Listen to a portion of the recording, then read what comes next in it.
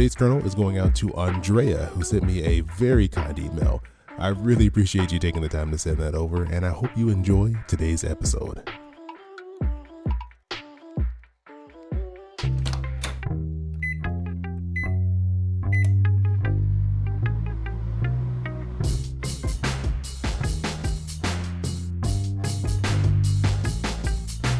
Hey, this is Chris. Hope you're doing well, and welcome to Popcorn Finance, the show where we discuss finance and about the time it takes to make a bag of popcorn. Last week, you heard a replay of an episode with Stefanie O'Connell Rodriguez. We were talking about the episode we recorded regarding her choice of saying no to the engagement ring. It's one of my favorite episodes, and I enjoyed listening back to that so much, I decided to ask Stefanie to come back on again and join me here on the podcast. So, Stefanie, how are you doing? Oh, I'm good. You know, still no engagement ring, but still married. So there goes busting that myth. I mean, I think out of that situation, you got the more important thing down, right? The marriage still exists. Right. That's what we were really going for. Well, I appreciate you coming back and joining me again. We've had the pleasure of working on a really fun project together over the past, it feels like 3 years, but it's only been probably like, 2 months, 2 or 3 months? Yeah, it's been a pretty epic process, but I feel like our result is equally epic, so it feels worth it. For those of you who don't know, I'm talking about the podcast called Money Confidential. Stefanie is the host, and I've been helping her produce it. And it's been a really insightful process of getting to hear you speak with all these individuals, just regular everyday people, and them sharing with you some really personal and really tough money situations that they're dealing with. Yeah, I think that's been my favorite piece of the podcast is so often when we talk about money, we talk about it from our place where we're already in the position of here is what to do, X, Y, and Z. And that's so valuable and wonderful.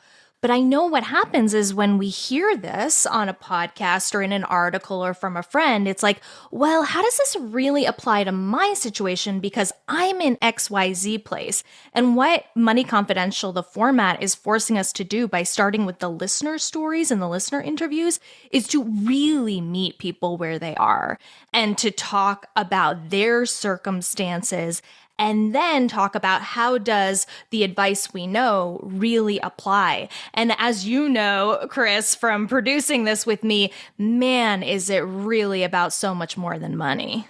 I wanted to talk to you about one of these episodes in particular. This was episode 2. This is with Sophia, which is not her real name. I love that you keep everything confidential because I think they open up more because they know we're not going to share all their information on the internet. But in this episode with Sophia, she mentioned, or she admitted in the episode that she had been keeping money secrets from her partner. Mm-hmm. And you got to dive into that conversation with her. And so if you wouldn't mind, give us a quick overview of what that conversation was like and what you guys got into as you spoke through her situation.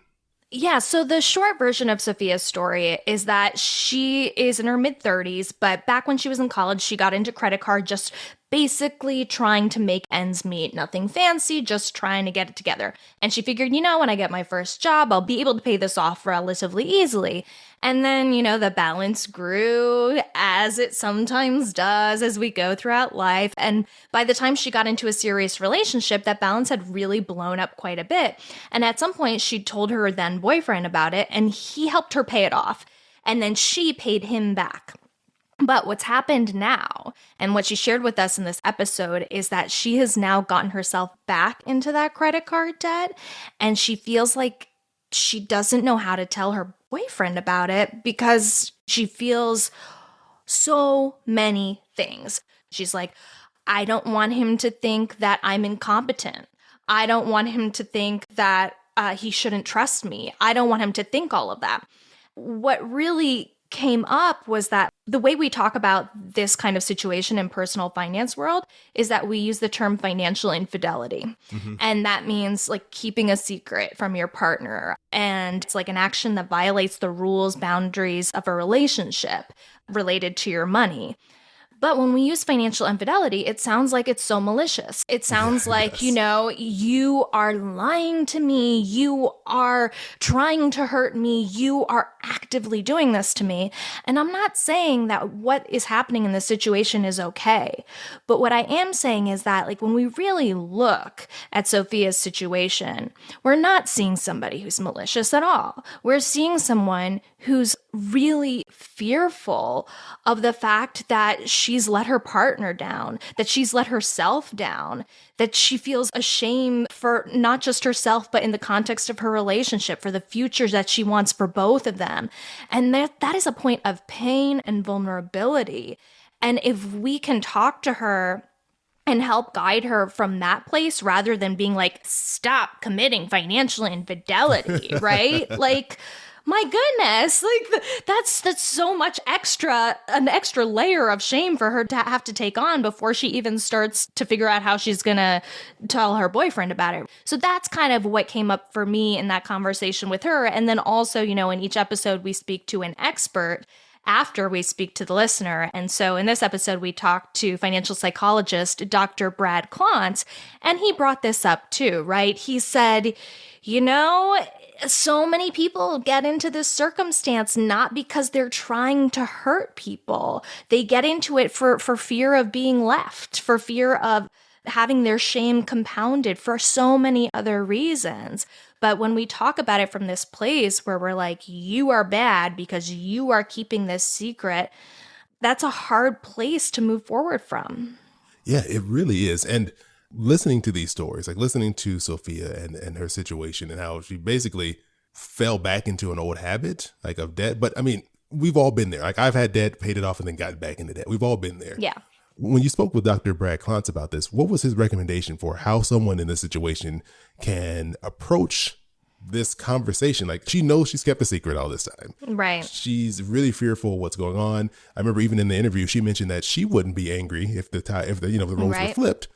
But now she's still in that position of, I don't know what's going to happen when I bring this up. What happened in that conversation with Brad and how he would say someone should approach this situation?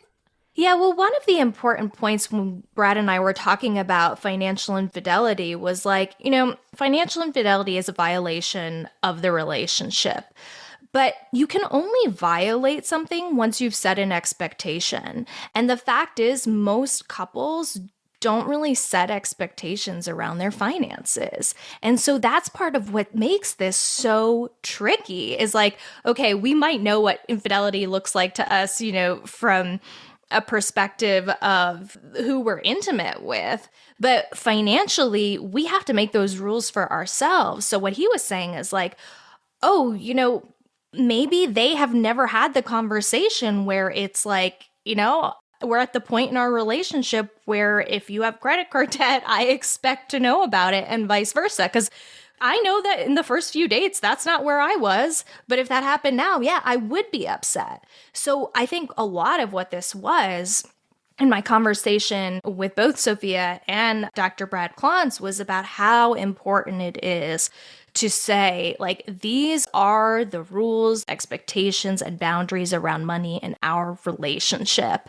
And she can start that conversation from a place of vulnerability and saying, you know what, I know this situation happened a few years ago, and I have something to share with you, and I want to be open about it in this moment because I really need your help to push through it. But I also want to set an expectation and a precedent for us to have very clear expectations, rules, and boundaries around money and a regular money dialogue so this doesn't happen again. Because what I'm finding is that when I'm trying to do it on my own, that's when I fall back into these patterns that aren't good for me or for our relationship. So what can we do to better manage it together?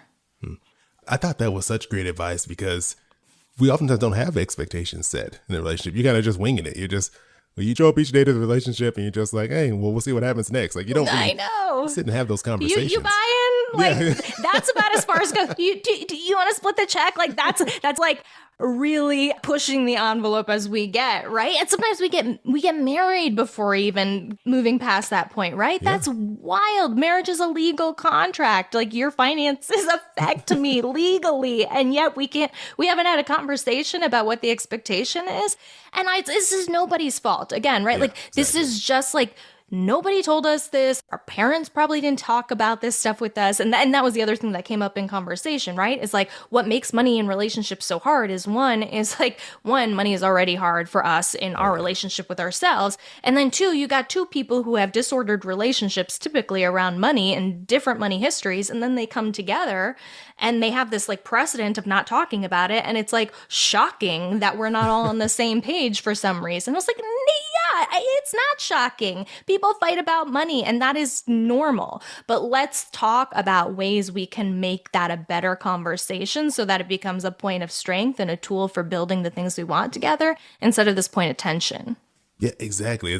We have no practice in talking about money in a healthy way. So what makes us think that when you jump into a relationship in the most intimate intertwining of your personal lives, that money is not going to be an issue between the two of you?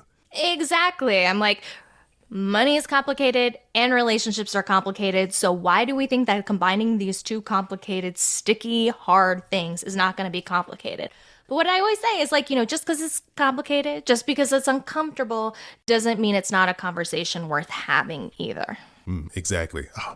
I think if people really want to dive more into this topic, I think they should go check out this episode. This was episode number 2 of Money Confidential.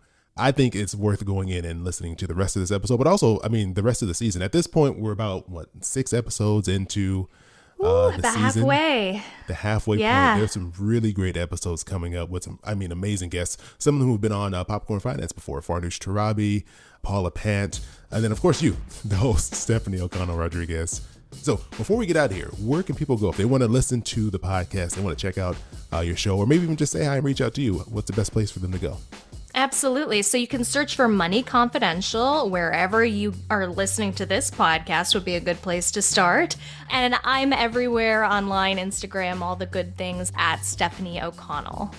Perfect. I'll make sure that all goes in the show notes so people can easily go in there and find it.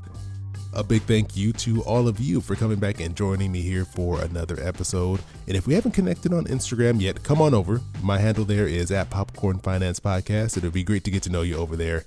Also, I'm working on something special, a special idea, project. I don't know how you would phrase it, how you would word it, but I'm going to be doing it through Instagram. So I'll be pulling from people there to help me test these ideas out. So it'd be great to have you be a part of it. As always, I appreciate you joining me here for another bag of popcorn.